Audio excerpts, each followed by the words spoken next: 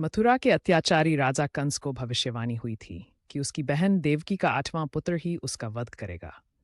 डर के कारण कंस ने देवकी के सारे बच्चे मार दिए, लेकिन श्री कृष्ण को गोकुल में नंद बाबा और यशोदा माता के घर पहुंचा दिया गया। जब कंस को गोकुल में एक चमत्कारी बालक के होने की सूचना मिली, तो उसने राक्षसी पूतना को भेजा, जो बच्चों को जहरीला दूध पिलाकर मार देती थी। गोकुल में पूतना का आगमन पूतना ने अद्भुत सुंदर स्त्री का रूप धारण किया। वह सोने के आभूषण, चमकते वस्त्र और खुशबूदार फूलों से सजी थी।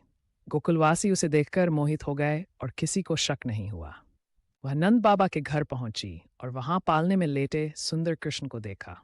उनकी नीलवर्णी त्वचा, घुंघराले बाल, कमल जैसे नेत्र और मधुर मुस्कान देख पूतना भी एक पल के लिए मोहित हो गई। लेकिन वह अपने असली इरादे नहीं भूली। उसने श्री कृष्ण को गोद में लिया, उन्हें जहरीला दूध पिलाने लगी। पूतना का अंत जैसे ही कृष्ण ने दूध पिया, उन्होंने उसकी प्राण शक्ति खींचनी शुरू कर दी। पूतना दर्द से चिल्लाने लगी। उसकी आंखें लाल, शरीर विशाल और मुख विकराल हो गया। वह भागने लगी, पेड़ और घर तोड़ने लगी, लेकिन कृष्ण उसे छोड़ नहीं रहे थे। अंततः वह भयानक चीख के साथ जमीन पर गिर पड़ी और मर गई। कृष्ण की कृपा और पूतना का मोक्ष गोकुलवासी डर गए, लेकिन जब उन्होंने हंसते हुए कृष्ण को देखा, तो वे आनंद से झूम उठे। यशोदा माता दौड़कर कृष्ण को गले लगा लिया।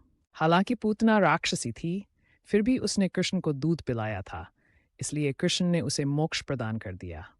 जब गोकुलवासियों ने उसका दाह संस्कार किया, तो वहां से दिव्य सुगंध निकली, जो उसके शुद्धिकरण का संकेत था। कथा से शिक्षा: श्री कृष्ण अपने भक्तों की रक्षा करते हैं। असत्य और छल की कोई उम्र नहीं होती, सत्य की ही जीत होती है। भगवान की कृपा से सबसे बड़े पापी को भी मोक्ष मिल सकता है। इस प्रकार पूतना मोक्ष की ये कथा हमें सिखाती है कि असुर शक्तियां कितनी भी बलवान क्यों न हो, अंततः कृष्ण ही विजयी होते हैं। जय श्री कृष्ण।